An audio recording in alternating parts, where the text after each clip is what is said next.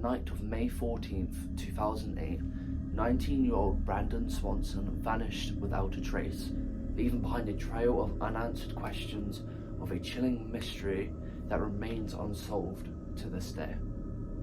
Welcome back to the channel, everyone, and today we are bringing you the story of Brandon Swanson and what happened to him. This is one of the many cases in a Missing 411 series by David Palaudis, and if you want to check those out, I'll put the link in the description. But without further ado, let's get into today's story. And oh yeah, make sure to like and subscribe, and TikTok is in the description. So let's get into the story. Let's go.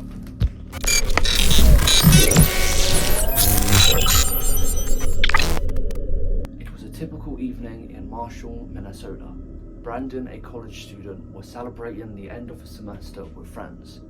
As the night wore on, he decided to head back to his parents' home in the small town of Canby, about 30 miles away. He said his goodbyes, got into his green Chevy, and set off into the darkness. Shortly after midnight, things took a strange turn. Brandon called his parents, Brian and Annetta Swanson, saying he had drived into a ditch. He seemed confused about his location, but he was certain he was somewhere near Lind, a small town along his route. He asked his parents to come and pick him up. His father set out immediately, speaking with Brandon over the phone to try and pinpoint his location. Brandon described seeing lights in the distance, which he believed were from the town of Lind. He told his father he would walk towards them. For nearly 45 minutes, Brandon remained on the phone with his father, calmly narrating his steps as he walked down a gravel road. He mentioned hearing running water, that he was coming across a field, and then Brandon yelled, "Oh no!" and the line went dead. Panicked, Brian tried calling Brandon back, but there was no answer. His parents rushed to the area where they believed Brandon to be, but there was no sign of his car.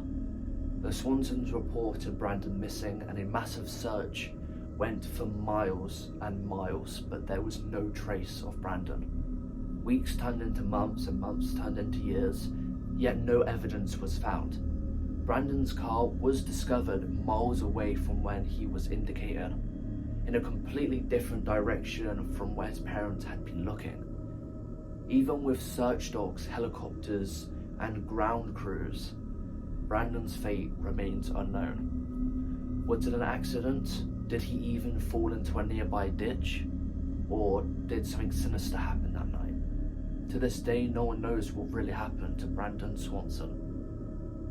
And this wasn't a long video, but if you did like the short version of what had happened to Brandon Swanson, make sure to like and subscribe. I will be doing more Missing 411 cases in the future. Make sure to follow my TikTok at the bottom, and I'll see you guys later.